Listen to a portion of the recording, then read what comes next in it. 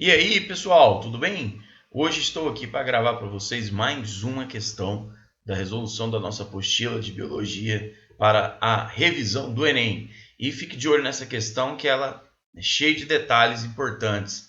Fala assim: no período Permiano, cerca de 250 milhões de anos atrás, os continentes formavam uma única massa de terra conhecida como Pangeia, que é aquele continente único em que estava todo mundo junto ali, né? Todos os continentes formando um aglomerado só de massa, né, de terra contínua. Então, chamado esse continente gigantesco de Pangeia.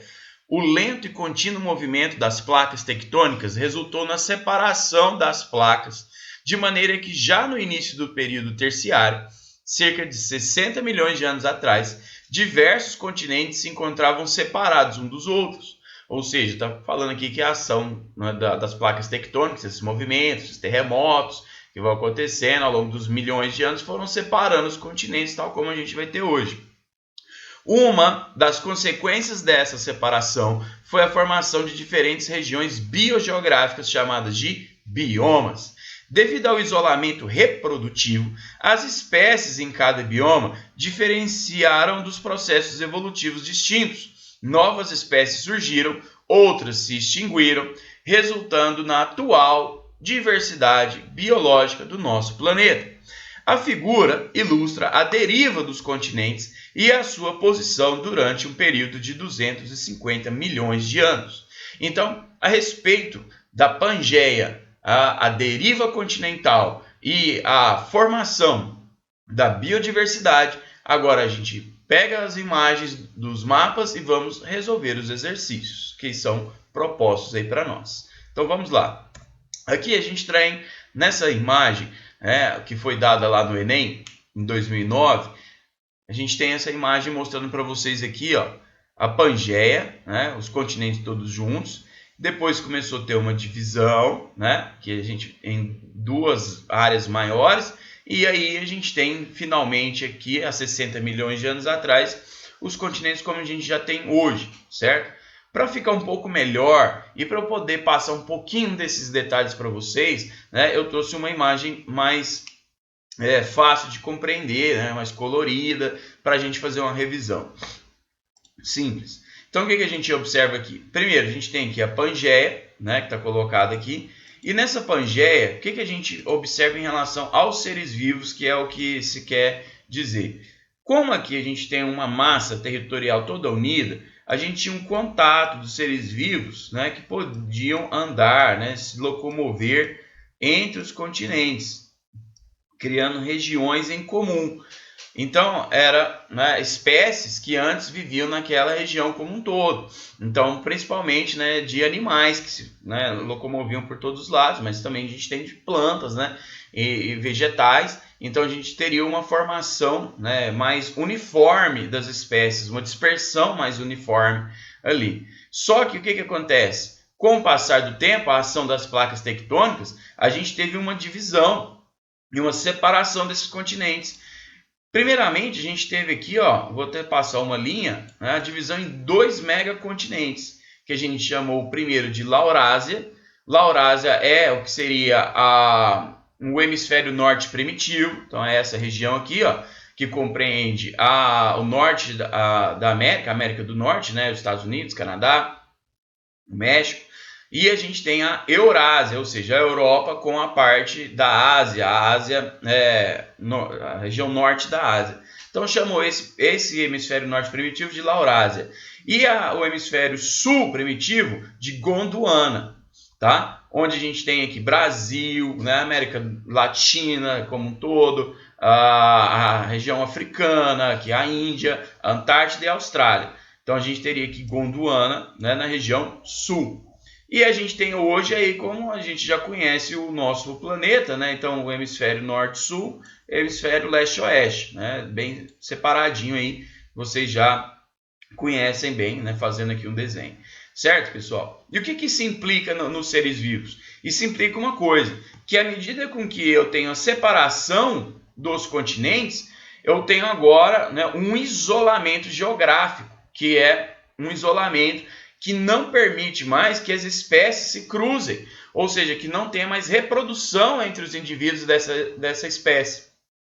Então, a partir do momento que elas se separaram, então a gente tem um isolamento geográfico, e aí o que acontece? Em cada área vai surgir um processo de seleção natural diferente, porque a gente vai ter ambientes diferentes, que com o passar dos anos vão sofrer mudanças ambientais diferentes, vão ter alteração de clima, alteração de quantidade de alimento. Então, os processos evolutivos vão acontecer diferentemente em cada um dos continentes.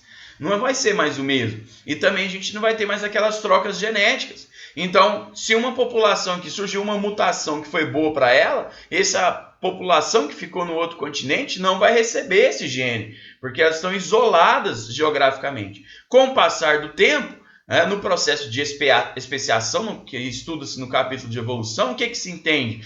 Que essa espécie tende a se tornar diferente dessa aqui. É o que se chama de isolamento reprodutivo, que é o último estágio que os seres vivos passam antes de se tornarem espécies diferentes. Então, antes todo mundo era a mesma espécie, aí separou, vão evoluindo diferentemente, chega um momento que elas não conseguem mais se reproduzir. É o que a gente chama de isolamento reprodutivo, e aí finalmente teremos espécies novas. Bom, e o que o exercício quer de nós? O que o exercício quer de nós? Vamos lá. Fala assim, ó. Na letra A, fala assim, de acordo com o texto, a atual diversidade biológica. Então, a diversidade, ele quer saber da biodiversidade atual do planeta lá. Esse é o ponto chave que se pergunta a questão. Então, essa biodiversidade ela é resultado de quê? Então, a letra A fala o seguinte, ela é resultado da similaridade biológica dos biomas de diferentes continentes. Então, a gente tem essa biodiversidade porque os biomas dos diferentes continentes são iguais. Isso é falso, Essa biodiversidade ela veio pelo processo evolutivo de especiação que teve, em diferentes regiões. E, inclusive, é fácil da gente perceber. Se eu pegar, por exemplo, a famosa savana africana. Então, o que a gente tem lá? Vários animais. A gente tem girafa, tem zebras, rinocerontes, elefantes, Então, tem vários animais característicos de lá.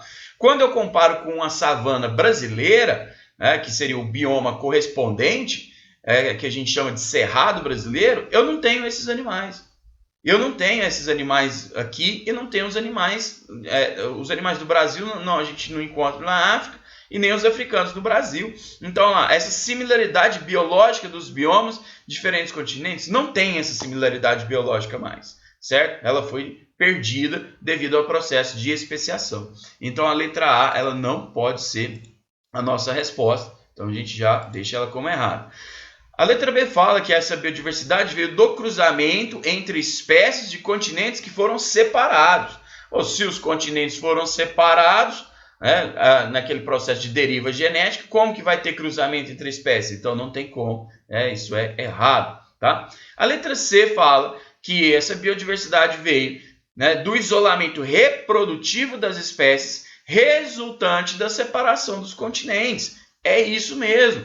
Veja que essa questão, ela é uma questão que ela tem uma roupagem um pouco mais assim complicada, que às vezes parece que tem que ter muito conhecimento, mas basicamente com a leitura do texto, a interpretação da imagem, já dá para a gente pegar esse item como verdadeiro, porque ele é irrefutável de acordo com o texto e com as imagens. Tá?